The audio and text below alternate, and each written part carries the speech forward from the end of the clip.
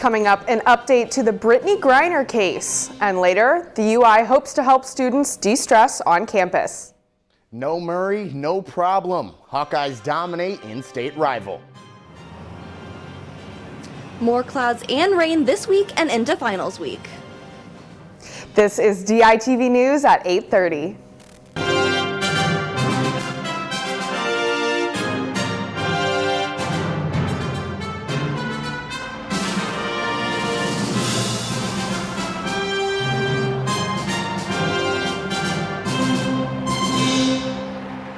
Good morning. We are live on the DailyIowan.com and KRUI 89.7 FM. I'm Abigail Kurten.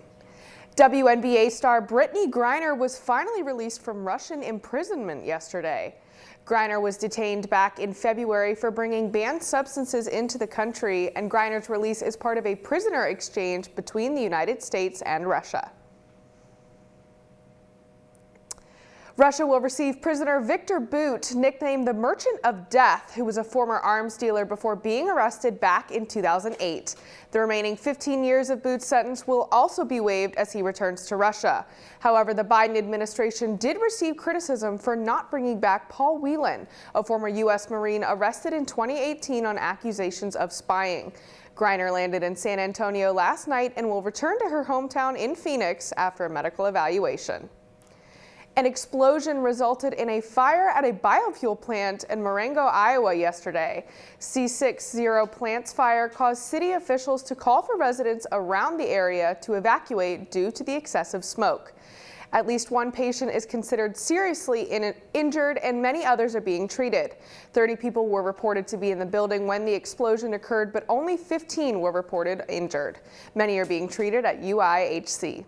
The majority of them were in the minor to moderate category. The most serious injuries are in the red category, and we had one patient that was in the red category. The hospital was already quite full with other patients, however. We're able to mobilize teams to move patients out of the emergency room safely and make room for these patients. We were prepared for more patients than we got. Many patients with minor injuries have already been released. And part of the reason UIHC was so full yesterday is an increase in flu patients. As cooler weather has made its way across the country, so has the flu.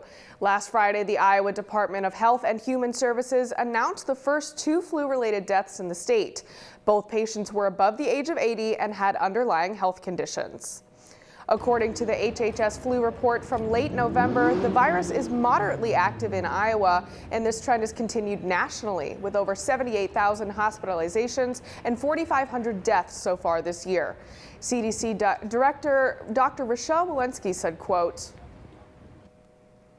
"Hospitalizations for flu continue to be the highest we have seen at this time of year in a decade." The CDC recommends getting both the flu and COVID-19 vaccines and wearing masks to minimize respiratory transmission of both diseases. For interested students, flu and COVID vaccines are available at the Nurse Care Center in the IMU between Monday and Friday. Finals week is right around the corner, and the Iowa Memorial Union is hosting finals at IMU to help students de-stress. While students will be busy studying away, there are opportunities to take a break. The UI has a full list of events including yoga, therapy dogs, meditation, massages, and snack bars, all available at the IMU for students the whole week long.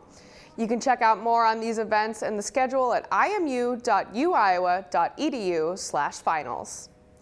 Now, the rain came in last night, and I'll say it is not helping my spirits now that finals are right around the corner. Ashley, how are you doing outside? Abigail, I'll admit this gloomy weather is not helping my gloomy mood already from finals approaching. I'm live outside the Adler Journalism building right now, where it is currently 35 degrees. There is thankfully no rain, but just some drizzles. Today looks to be rainy and overcast with a high of 40 degrees and a low of 34 tonight. Tomorrow looks to be about the same with just a less chance of rain. It'll be a high of 43 and a low of 27. Looking forward to Sunday and into finals week. Sunday, we will finally have the sun peek out with just some partly cloudy skies during the day and a high of 44. The rest of finals week looks to be consistent with cloudy, rainy, and windy days and highs staying in the 40s. Students, remember that the end is near and the temperatures are going to continue to drop throughout the month, so stay warm wherever you are. Back to you, Abigail. Thanks, Ashley. The Ped Mall glows with new holiday lights, and DITV reporter Justina Borgman has more. Happy holiday season from downtown Iowa City. Every year, the Ped Mall is filled with holiday lights, but this year, artist Ollie Haval has created doodle trees behind me with colorful and squiggly lights to bring holiday cheer. Take a look. So I kind of came up with this idea of like doodle trees or scribble trees or squiggle trees, whatever you want to call it, just where there's all these different like lines kind of moving up and around the trunk. So I was kind of inspired by like gesture drawings, which are just very like free flowing drawings to kind of wrap around the trunk and give that form of the tree in a bunch of different colors. These 6 doodle trees are just another way that the downtown incorporates art into both the Ped Mall and the downtown district. Just like inspiring to see how much it's kind of affected the community. Like you see how people are interacting with it, which is really exciting. People come up and take photos in front of it. Next year, the designers plan to implement even more of these doodle trees throughout the Ped Mall and downtown. From downtown Iowa City, Justina Borgman, DITV. Besides the new holiday lights, what makes Iowa City so special during Christmas time is the month-long celebration of 'Tis the Season. From Thanksgiving to the New Year, downtown Iowa City lights up to celebrate the holidays. I think it's just so exciting just because people are in that like holiday jolly spirit, and there's just lots of activities for the kids, families, and just anyone in the community to take part in and enjoy. It's just kind of a nice festive atmosphere that people get to experience. During this time of year, people can enjoy many traditional activities such as attending holiday performances or stopping by the pop-up shop. This weekend in particular, there's definitely a lot going on. All of our traditional events like Santa Saturdays, the tractor wagon ride sponsored by Hills Bank, and the Hunt for the Elves are going on, but there's also quite a few more other things happening. Everywhere you turn, everywhere you go downtown, you'll probably be able to find an activity or some sort of shopping to do. For more information on upcoming events, visit the following website or contact the district office. Iowa has one of the 10th worst percentages of college alums staying in the state. This pattern is referred to as brain drain. Although Iowa seems to be lacking in keeping post-grads in the state, according to research, it's remained consistent. It has been, from my perspective in working at the Career Center, fairly consistent, in over the years when we conduct research after students graduate from the University of Iowa and the percentage that stay in the state of Iowa. Work is also not the only factor to why people choose to pursue post-grad life elsewhere. We also do research about or with University of Iowa alums that have graduated 5 years ago. And what we hear about why they stayed in the state of Iowa or why they left the state of Iowa is biggest thing is job prospects and career. Second is family. The university wants to remind students that there are experiential learning and job opportunities all over Iowa to pursue. Now let's send it over to DITV Sports with Michael Merrick.